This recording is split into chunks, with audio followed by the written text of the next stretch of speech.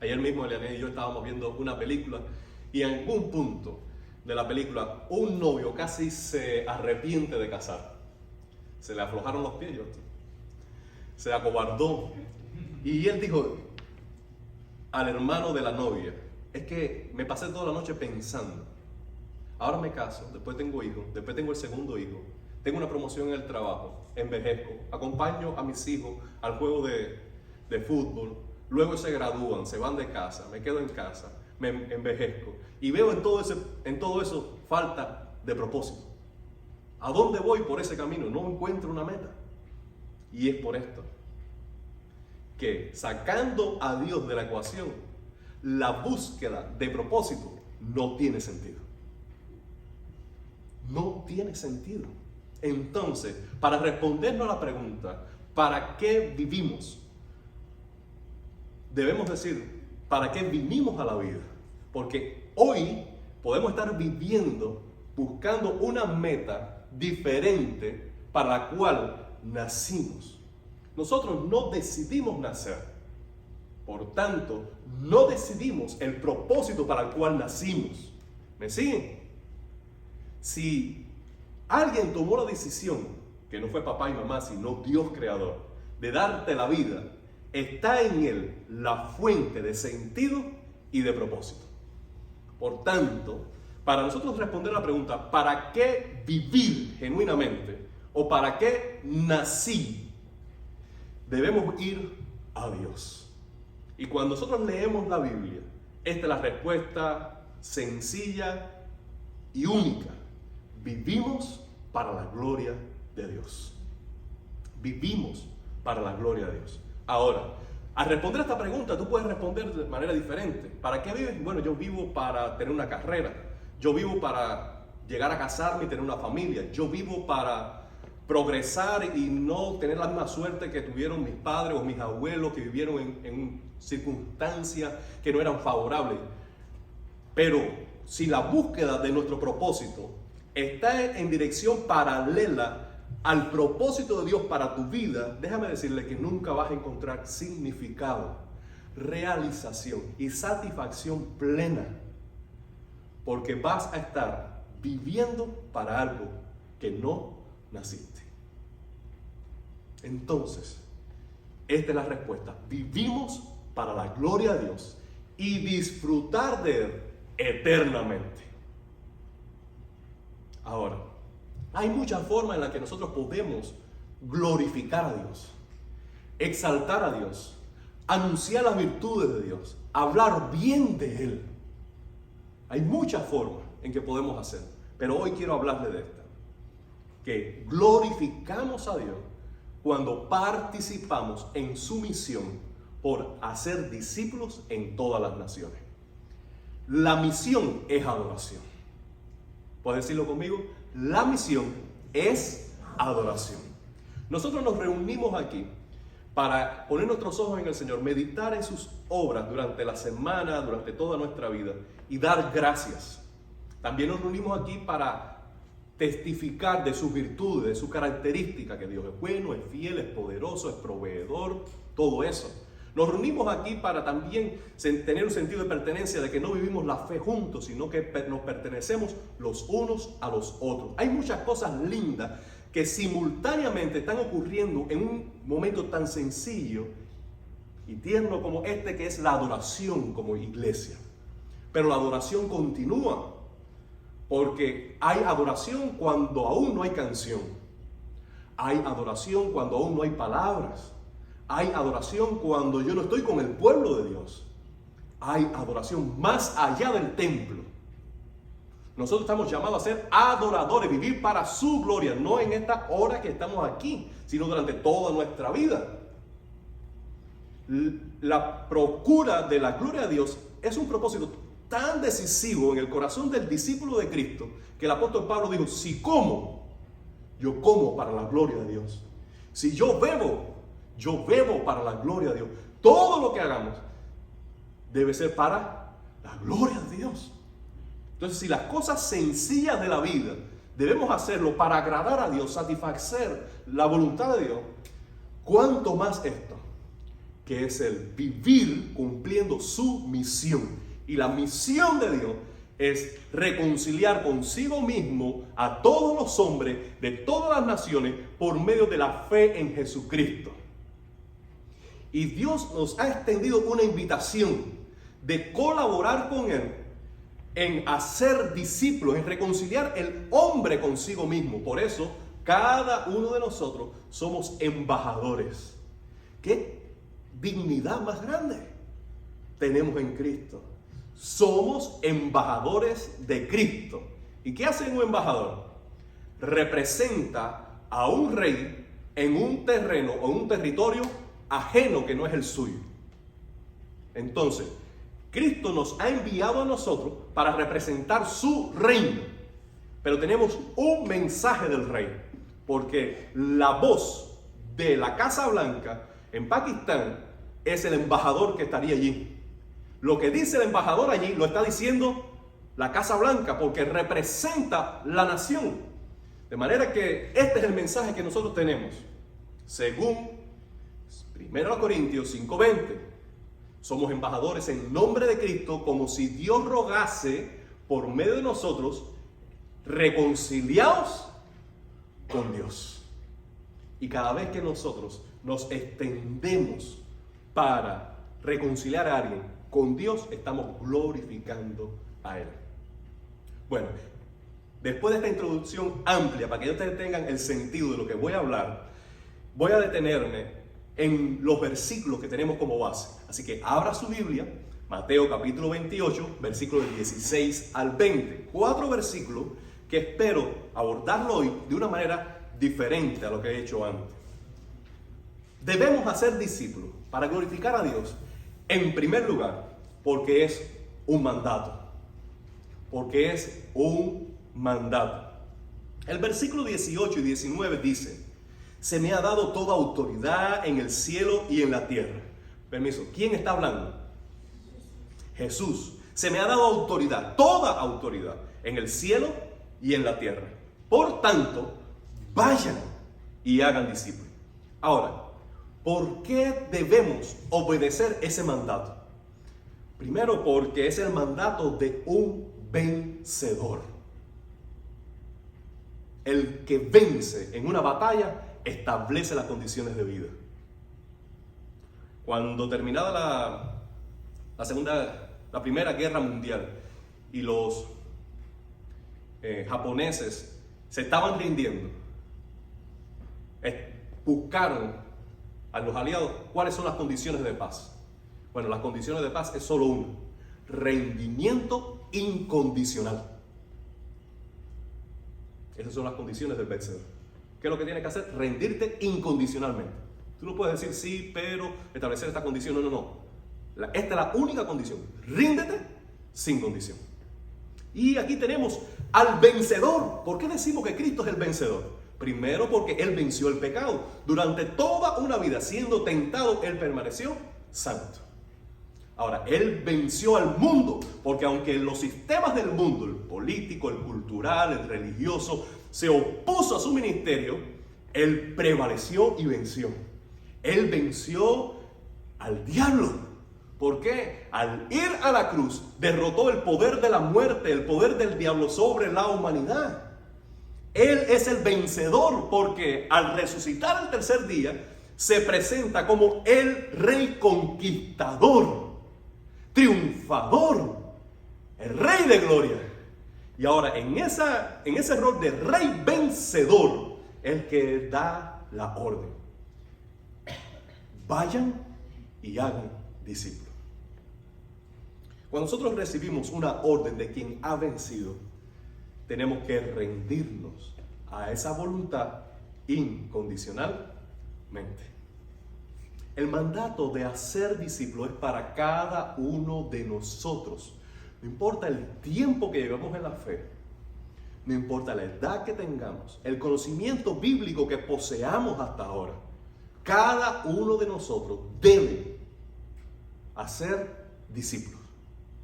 Y no durante una etapa, sino que debe ser el estilo de vida. Que donde quiera que tú vayas, estás buscando cómo hacer discípulos, cómo pescar hombres, cómo atraer personas a los pies de Cristo, porque Él es la fuente de satisfacción plena, Él es la fuente de reconciliación con Dios. En Él está la vida eterna. Y el mejor regalo que podemos hacerle a cualquier persona, conocidos y desconocidos, familiares y amigos, es traerlos a Cristo. Porque Cristo es el don de Dios, es el regalo de Dios, es el paquete completo de toda la bendición que alguien puede esperar jamás en su vida, está en Cristo. Por tanto, debemos obedecer ese mandato. Quien lo dice es el vencedor. Segundo, porque quien lo dice es el soberano. Jesús está diciendo allí, toda autoridad me ha sido dada. Ahora, ¿qué quiere decir que le ha sido dada? ¿Quién le dio esa autoridad a Jesús? El Padre. El Padre. Ahora, ¿cuál es el rango de su autoridad? Toda, es absoluta. Pero es absoluta no solamente sobre los hombres, sino en el cielo y en la tierra. Lo que quiere decir que no hay demonio, ni diablo, ni diablito que se escape del poder soberano de Cristo. No hay ángel que no le sirva a Él. Y no hay ser humano que escape de la extensión de su reino y de su autoridad. Por encima de Cristo solo hay uno, y ese es Dios Padre. Y no porque el Padre tenga una dignidad mayor que la de Cristo, sino que ellos habitan en una unidad perfecta donde la sujeción a la autoridad del Padre no se ve como un estado de humillación, sino un estado natural de amor filial. Jóvenes, jovencitas y jovencitos, por obedecer a nuestros padres, nosotros no estamos perdiendo ninguna dignidad. Nosotros somos tan ser humano como nuestros padres.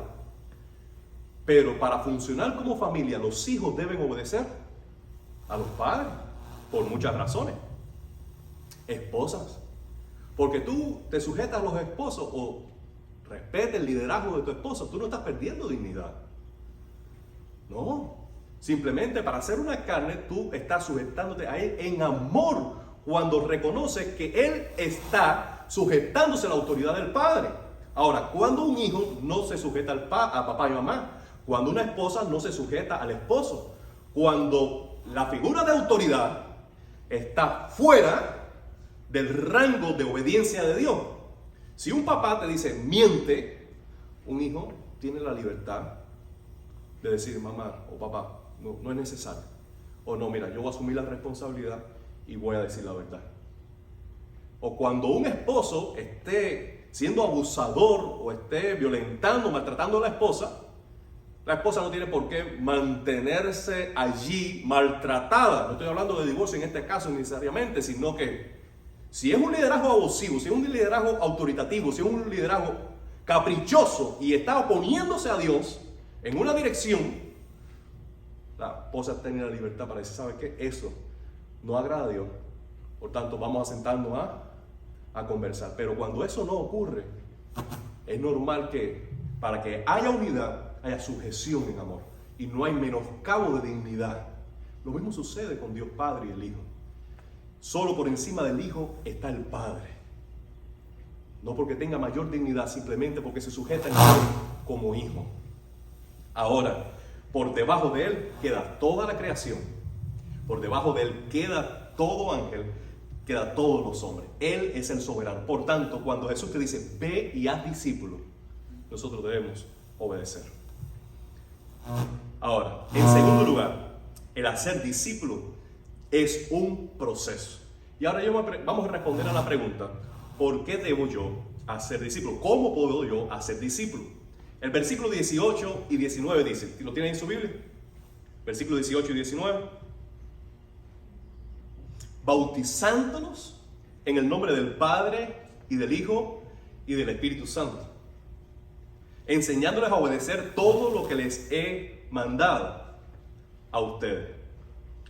Ahora, ¿cuál es el proceso de hacer discípulos? ¿Cómo podemos hacer discípulos como iglesia? Primero, lo que tenemos que hacer es bautizar. ¿Qué es el bautismo? Es la identificación pública con Cristo, su vida, muerte y resurrección. Es el testimonio de que me comprometo con Cristo para seguirlo a Él. Además, es el reconocimiento de que soy pecador y que debo arrepentirme de mis pecados y por medio de la fe en Cristo tener paz con Dios y una vida nueva, un cambio de vida. Ahora, el símbolo del bautismo es, cuando tú entras en el agua es como si te murieras. Y cuando te levantas del agua es como si resucitaras a una nueva vida. Ahora, eso tiene significado solo si ya ocurrió el evento espiritualmente en tu corazón. Porque lo que hacemos allí en el bautismo es representar lo que ocurrió ya en tu corazón, de que ya tú moriste al pecado y que ya tú resucitaste a una nueva vida. Y cuando vas al bautismo no ocurre algo nuevo. Cuando vamos al bautismo lo que estamos dando testimonio de lo que ya hicimos para todos los que están presentes. Entonces, ¿cómo se hace discípulo? Se empieza clarificando el evangelio. Ninguna persona puede bautizarse si no tiene claro el evangelio. Mi amigo, mi amiga, tú no puedes bautizarte si tú no entiendes quién es Cristo, su vida, muerte y resurrección. Si tú no entiendes las implicaciones que tiene seguirlo a Él. Es más, si tú no quieres pertenecer y comprometerte con una iglesia que son los seguidores de Cristo, tampoco tiene sentido bautizarte. Porque una de las implicaciones del bautismo es que tú llegas a pertenecer a la familia de Dios y ser un solo cuerpo. Entonces, todo esto está implicado en el hecho del bautismo. Por tanto, ¿cómo se hace discípulo? Primero bautizándolo. Pero para bautizarse debemos tener clarificado el evangelio. Segundo, para ser discípulos debemos instruir en todas las escrituras. Mira, hermano, no llegamos a ser discípulos simplemente por tener el evangelio claro. Empezamos por ahí, pero no es la meta. Tú necesitas comprender toda la Biblia para ser un discípulo de Cristo. Ahora, tú quieres participar en el proceso de discipular a otro, tú tienes que aprender la Biblia. Y no solamente Mateo, Marcos, Lucas y Juan, sino tú tienes que aprender la Biblia. Porque es un proceso de acompañar espiritualmente a largo término a otras personas. Fíjense que Jesús deja claro enseñarles a obedecer. ¿Qué cosa? Todo. Todo. Hay que instruir con todas las escrituras. Tercero, la meta del discipulado no es el conocimiento, no es la instrucción, no es la alfabetización cristiana, no es que las personas sepan cómo responder correctamente las preguntas. La meta del discipulado, ¿cuál es? La obediencia. La obediencia. Que esa persona que tú estás enseñando, cuando tú no estés presente, cuando no estés reunida con la iglesia, practique lo que el Señor Jesús enseñó. Nosotros como iglesia enseñamos a obedecer. No enseñamos simplemente un catecismo, un libro, doctrina. Enseñamos a obedecer. ¿Por qué? Porque el conocimiento puro puede envanecer. Es más, el conocimiento sin obediencia es lazo, es condenación, porque mientras más conocemos y no practicamos, lo que añadimos es juicio sobre nuestra vida, porque sabiendo hacer lo bueno, no lo hacemos. ¿Me siguen? Por eso la meta del discipulado es la obediencia, es allí donde apuntamos. Cuarto, para ser discípulos debemos modelar a Cristo. Debemos modelar a Cristo. Por eso Jesús dice, ustedes deben enseñar todo lo que yo les he enseñado. Damos un paso atrás. Antes de yo poder extenderme a influir espiritualmente en otros, lo primero que tengo que hacer es, ¿qué cosa?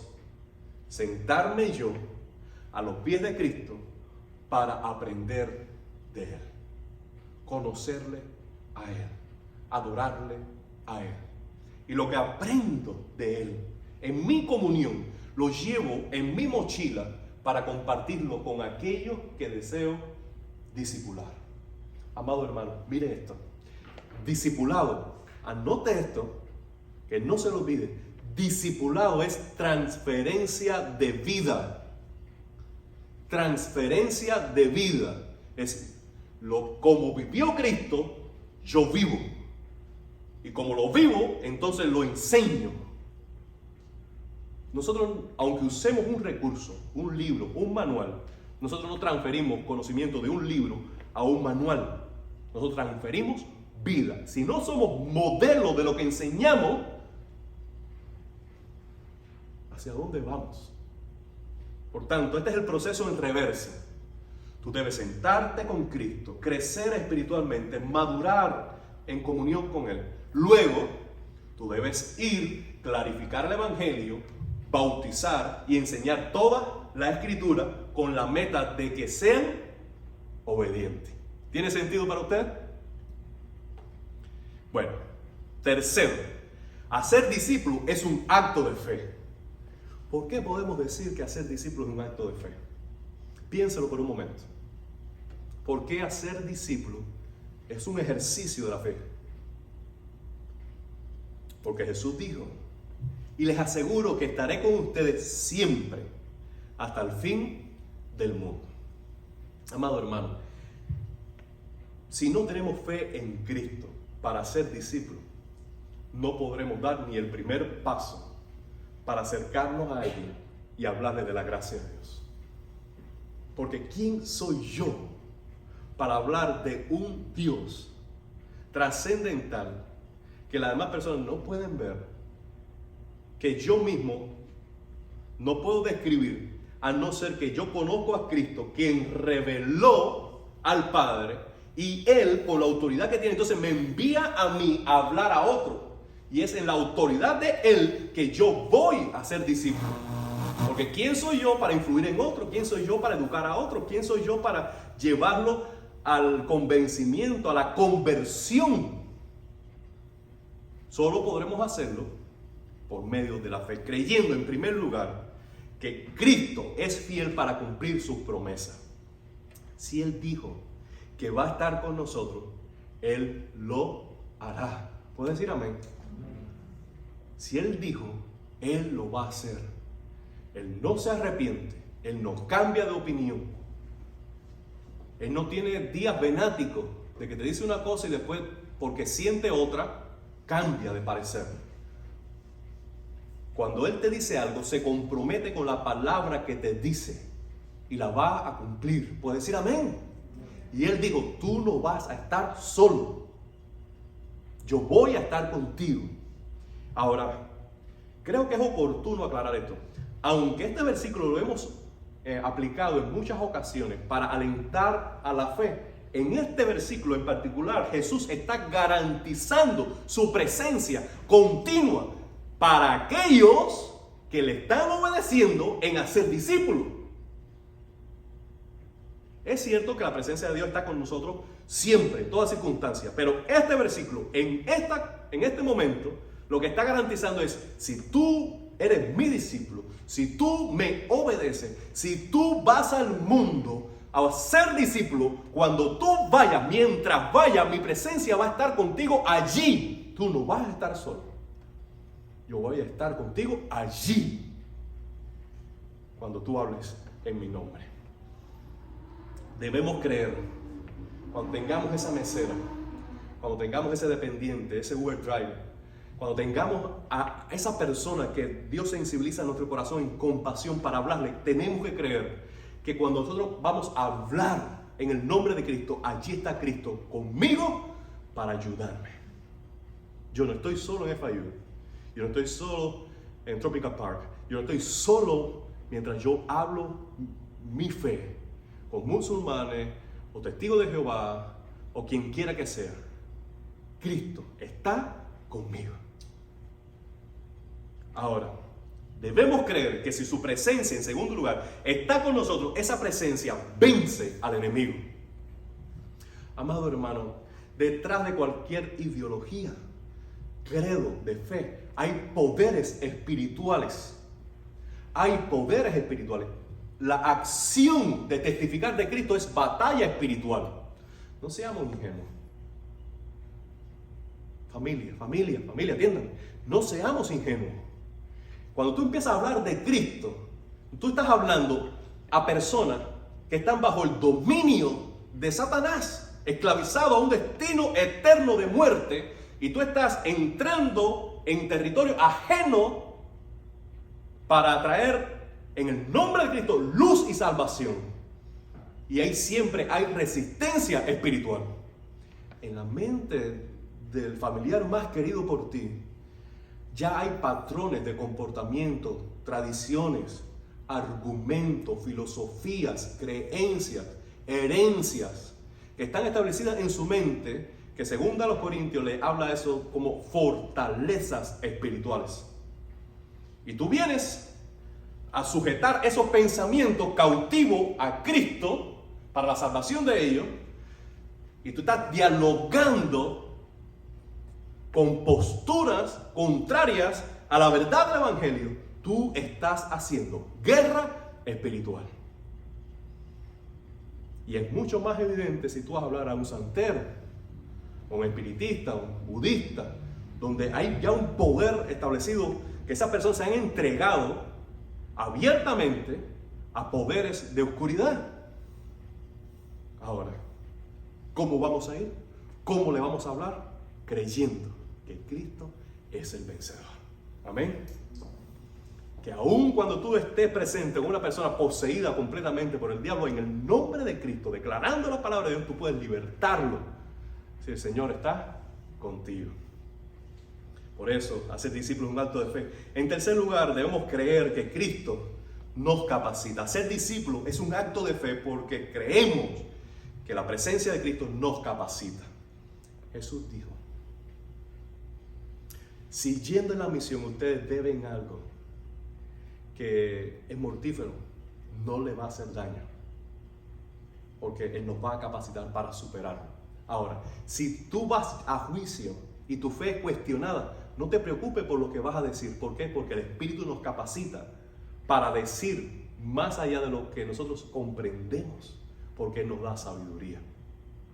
Amado hermano, no tengas temor cuando tengas que hablar delante de un grupo, o cuando sean muchos los que se oponen, porque si tú pones tu fe en Cristo, tú te vas allá diciendo y haciendo cosas que tú jamás imaginaste que eras capaz de hacer.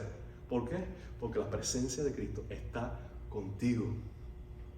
Por eso se requiere fe para ser discípulo, porque tú vas a superar la timidez, la oposición, tus propias limitaciones humanas, la vas a vencer, porque Cristo está contigo.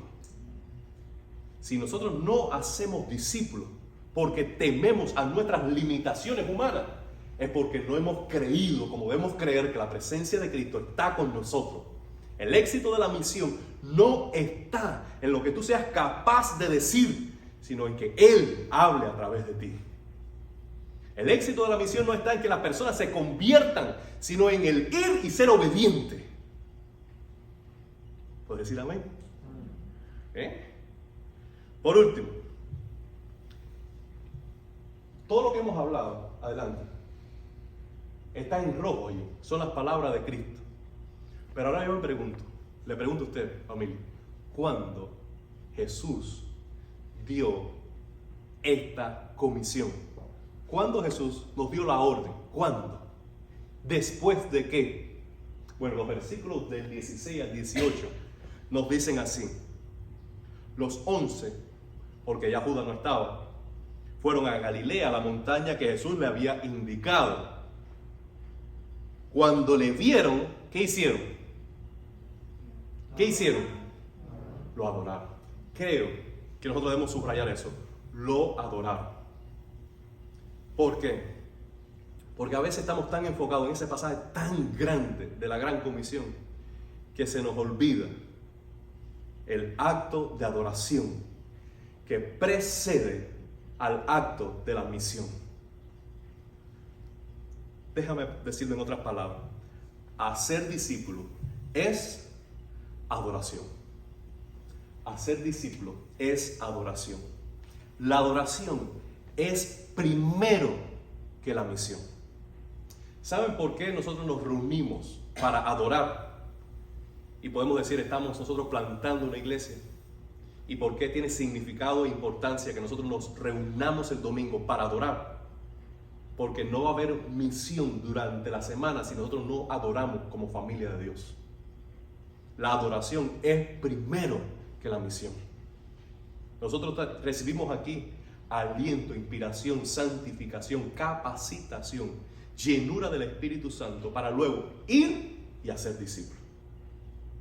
La adoración que nosotros practicamos aquí debe afectar nuestra vida primero antes que ir y traer otro, porque si nosotros no estamos en armonía adorando primero, ¿hacia dónde estamos trayendo a otros?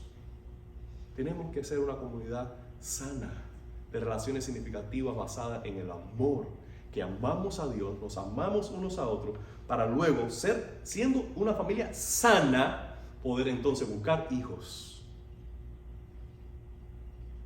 Porque si somos una familia disfuncional, si nosotros no estamos conectados con el Padre, con papá, y no estamos conectados con nuestros hermanos, ¿qué hacemos nosotros buscando a otros si tenemos miles de problemas que resolver nosotros?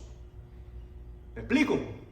Pero cuando nosotros estamos en armonía con el Padre, estamos en armonía unos con otros y adoramos en espíritu, el gozo que recibimos aquí nos impulsa para luego, en segundo paso, ir y buscar a otros para decir, ¿sabes qué?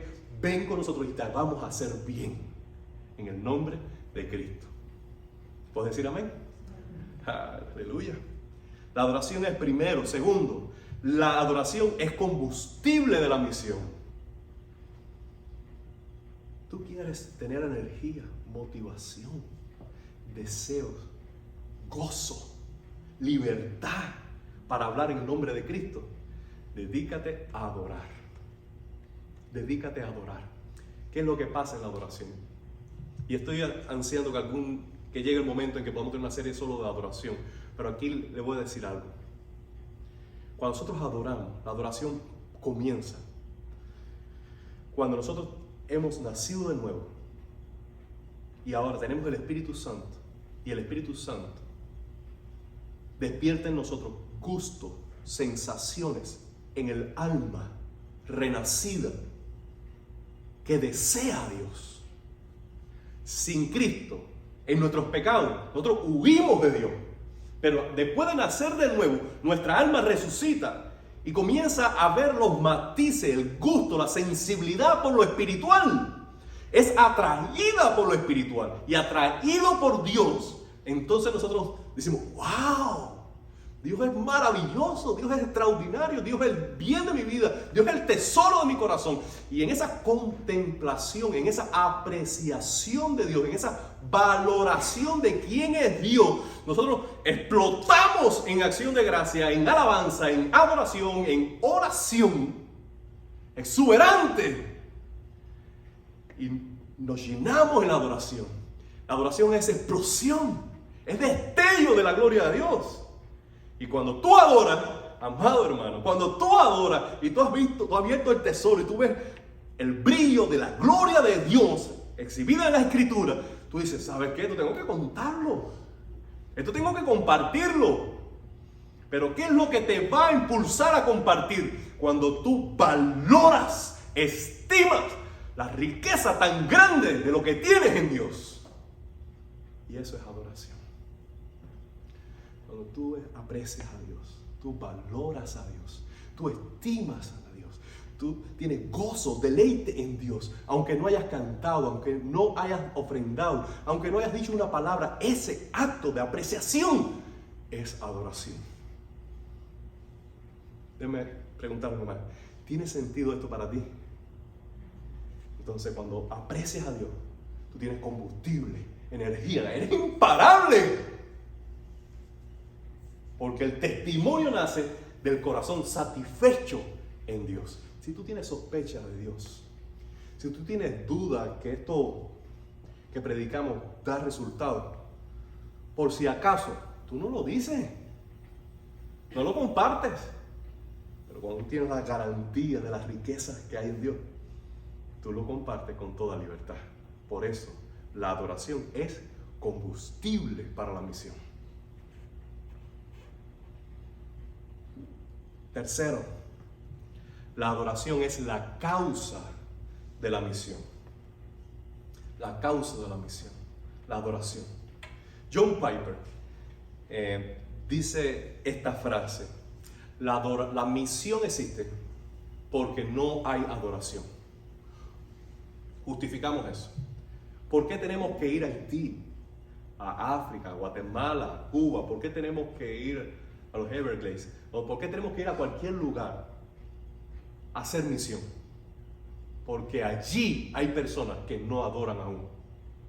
Entonces, como no hay adoración allí, existe la misión de buscar un pueblo que se reconcilie con el Creador para que allí le adoren, porque para eso fueron creados. Entonces, ¿por qué hacemos misión? Porque allí no hay adoración. Donde debía haber adoración, porque digno es Dios de toda la gloria. ¡Aleluya! Esto me inflama las venas, me apasiona, hermano, porque es el sentido de nuestra vida, de razón de ser de nuestra iglesia.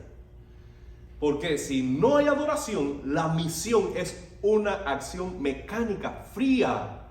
Pero cuando hay pasión por Dios, hay fuego y compasión por las almas de los hombres. Ahora, déjame decir esto. Y quizás necesites recorrer a este video más adelante en algún momento. ¿Por qué la misión debe ser adoración? Porque si no es humanismo. Y en primera instancia, nosotros no estamos buscando el bien del hombre. En primera instancia, nosotros estamos buscando la gloria de Dios. Porque cuando nosotros buscamos, en primera instancia, el bien del hombre, o nuestra realización de que yo soy tan bueno que voy a ayudarte a ti, eso es idolatría. Estamos destronando a Dios de la meta de la misión. Pero cuando nosotros vivimos para la gloria de Dios, nosotros hacemos misión después de la adoración y lo que procuramos es que las personas se conecten a Dios porque Él es digno de gloria. Amén. Entonces, amado hermano, por último, déjame decirle que concluimos esto. El gran mandamiento es más importante que la gran comisión. El gran mandamiento es más importante que la gran comisión. La gran comisión y el gran mandamiento son los dos versículos que nos unen a nosotros para hacer Miami City Church. Del gran mandamiento nosotros decimos debemos amar a Dios sobre todas las cosas y amar a nuestro prójimo como nosotros mismos. Y de la gran comisión decimos debemos hacer discípulos. Ahora, aunque nos encanta ser discípulos, el gran mandamiento, que es amar a Dios sobre todas las cosas, es más importante que el hacer discípulos. Esto es bien importante que tengamos claro. Por tanto, tú existes para amar a Dios. Por tanto, ¿cómo estás creciendo en tu amor a Dios durante la semana? ¿Qué estás haciendo para expresar a Dios más de tus afectos, más de tu gratitud, más de tu amor por Él? ¿Estás creciendo en amor hacia Dios? ¿Tú amas a Dios? Porque amas a Dios, vas a procurar su gloria. Y cuando la procures en todo lo que hagas, entonces encontrarás completo deleite en la vida. ¿Por qué? Para eso naciste. A Dios sea toda la gloria. ¿Qué te invita a hacer este mensaje? ¿Qué provoca en tu corazón esta enseñanza?